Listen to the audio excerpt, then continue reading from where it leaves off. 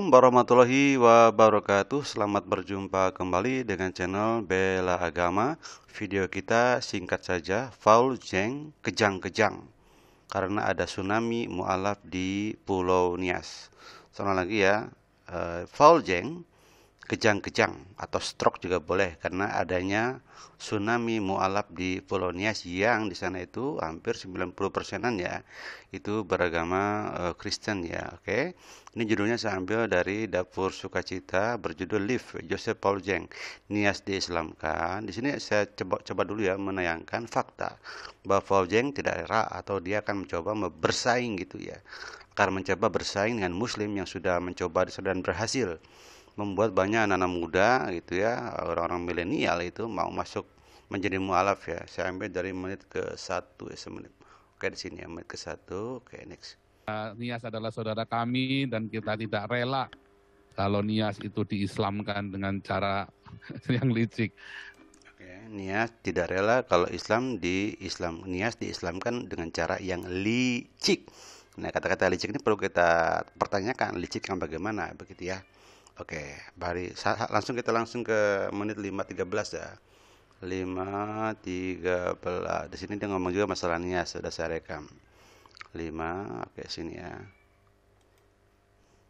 Nias, wah kalau benar-benar ada itu benar-benar yang Pak Putih bilang, kita langsung pergi ke sana, kita bikin posko di sana. Ya, kita akan kirim sembako sebanyak-banyaknya buat Nias. Luar biasa sekali.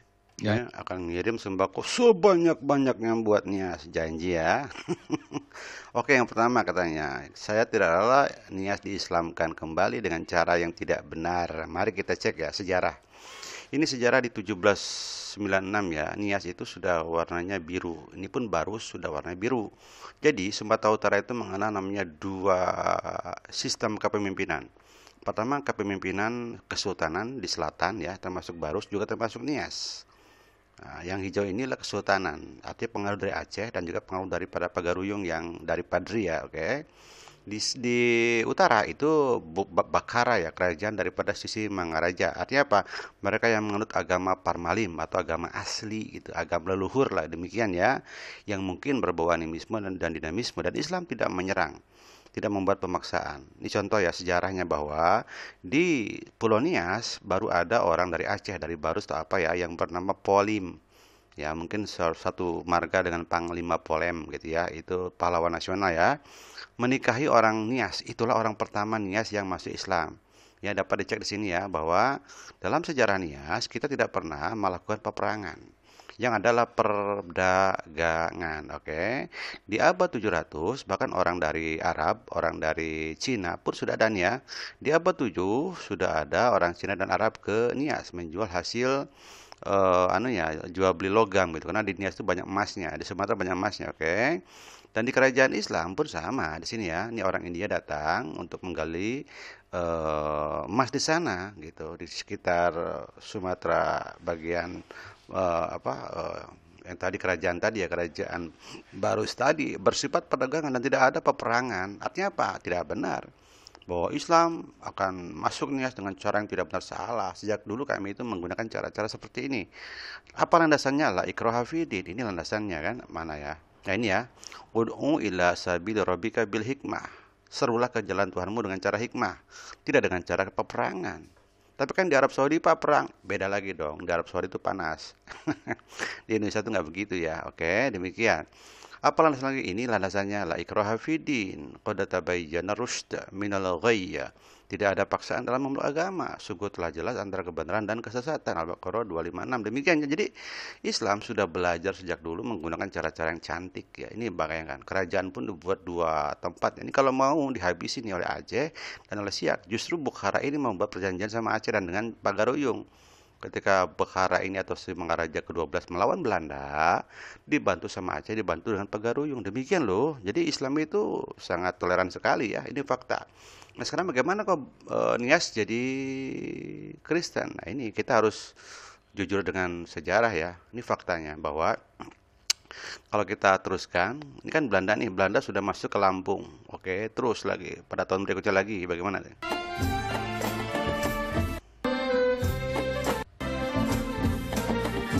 Nah, di sini udah mulai siap-siap. Nah, di sini mulai ketika Hindia Belanda masuk ke dalam baru dikuasai gitu, Padri dimatikan. Ini sudah hijau, udah kuning ya, udah masuk ke dalam Hindia Belanda. Bagaimana kebijakan Hindia Belanda di sini, Bray? Di sini ada mana? Nah, kebijakan Hindia Belanda nih sejarah. Adanya politik Zending di sana karena yang berkuasa di Belanda waktu itu adalah Partai Kristen. Sama juga sekarang di Jerman ya. Di Jerman ketika Paul yang sekarang hidup, itu kan yang berkuasa siapa? Partai partai partai Kristen ya. Oke, Partai Kristen. Jadi sana tuh Partai Kristen tuh hebat gitu. Nah di Belanda pun pernah Partai Kristen tuh berkuasa dan dia memberikan subsidi untuk Zending. Di sini ya faktanya, silakan. Konferensi Zending Amsterdam menyepakati beberapa poin yang disetujui pemerintah Belanda melalui keputusan Perdana Menteri College. Pertama, setiap kegiatan Zending di Hindia Belanda akan mendapat tambahan bantuan. Kedua, setiap Zending akan mendapat jatah uang setiap bulan untuk kehidupan mereka. Ketiga, menambah jumlah surat izin penyebaran agama Kristen untuk para Zending baru.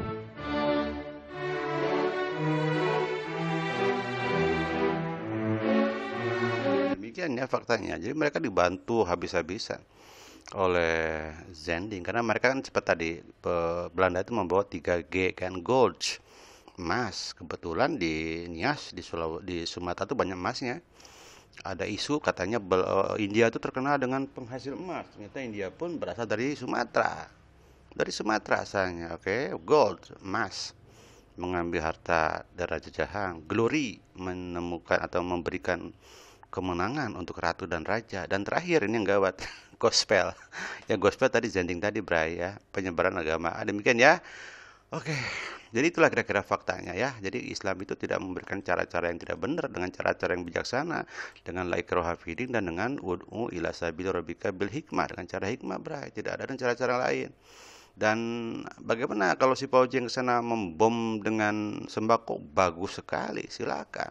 Kita berbeda agama justru untuk itu, untuk saling menunjukkan kebaikan, untuk saling bersaing dengan kebaikan dulu nih. Walau sya'allahu laja'alakum ummatan wahidah walakin liyabluwakum fi ma atakum fastabiqul khairat. Kalau Allah menghendaki katanya mau menjadikan manusia itu umat yang satu, tapi dia ingin menguji di antara kalian siapa yang bisa memberikan menunjukkan karunia Allah kepada manusia. Maka apa solusinya? Fastabiqul khairat, berlomba-lomba dalam kebaikan. Jadi berlomba-lomba silakan, Muslim berdakwah silakan, Kristen membalas pun dengan cara setiap Pojeng mau ngebom dengan sembako, bagus sekali, silakan saja. Siapa yang diuntungkan? Yang diuntungkannya orang Nias dong, orang Nias berarti terentaskan ya, tidak lagi jadi miskin, jadi dia sejahtera. Dari Muslim di drop, dari Kristen di drop, nggak apa-apa. Perkara memeluk agama itu adalah urusan mereka kan gitu. Wallahu yahdi may yasha. Allah lah yang memberikan hidayah untuk memeluk agama apa. Demikian ya.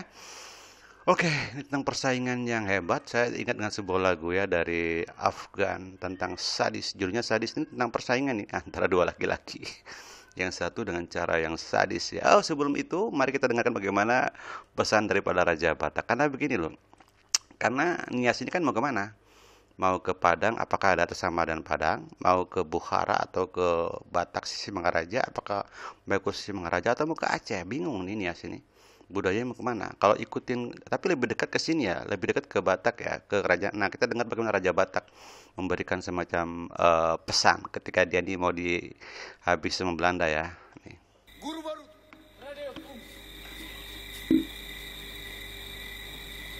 Songna ya udok tuho. Asa para ratommu. Ugamo si hudamdam. Hararat mai, sian na poso, saat rodi na matua. Ay molodung marwa susibot termatai, itano batakon. Gogoan na maamu pauli dalan, jaloan na maakaw gasan, songot tanda. Jelas ya bahwa sisi Mangaraja justru bertempur melawan Belanda yang menyebarkan agama ke kalangan orang Batak. Yang waktu itu Islam itu memberikan semacam diversifikasi ya, tidak ada pemaksaan. Kecuali ketika ada perang Padri ya, walau alam bisa karena Padri ini kan orang keras ya, bawaan dari Wahabiyah demikian ya, katanya demikian ya, ini belum pasti ya. Katanya begitu. Oke, demikian. Jadi Islam itu memberikan semacam kebebasan, dan bukti di sini ya, di dalam video tadi ini ada di sini. Mereka itu ada orang dari Aceh itu di sini. Mana ya? Di sini ya. Nah, di sini panggil ada udah ketemu sultan ya, atau sultan ya. Itu kan gelar untuk orang muslim ya. Sultan atau sultan. So juga ya. Jadi dia memiliki pasukan juga yang memang dari kerajaan muslim ya di sini ya. Yang jelas pastinya dia itu dari Aceh ya. Ini dapat jelas sini ya. Dari sini Ompu Pulau Batu atau Sisingamaraja, lahir 1848 dari ibunya Boru Situmorang. Pada saat pemuda, Ompu merantau ke Aceh. Di sana bergaul dengan pedagang dari Persia dan belajar banyak hal. Karena ketika perang melawan Belanda, Raja Sisingamaraja dibantu oleh pejuang-pejuang Aceh. Dan stempel kerajaannya menggunakan bahasa Arab dan bahasa Batak gitu ya. Nah, Opung ini katanya berperang selama 30 tahun ya, 3 dasawarsa. Demikian ya, next ya. Oke, next. Siap, Baginda. Mau lihat ini hamu ale-ale. Mau lihat ini rajaina manosamu mangurupi hami. Yang tarabalasani abu jiwon munai. Tung manang dia masa sogot. Boy mula kamu tuluat muna. Pasatamu hata mau liate. Turajat tadi luat muna. Siap, Baginda. Kami dari Minangkabau serasa penanggungan atas penderitaan yang dibuat oleh sekulit putih. Kami rela mati nih Baginda dan semua rakyatnya. Baginda yang mulia, kami datang ke Tanah Batak mengingat perjanjian antara Raja-Raja Batak dan Raja-Raja Aceh yang dilaksanakan di Kutanalu, Tanah Karo.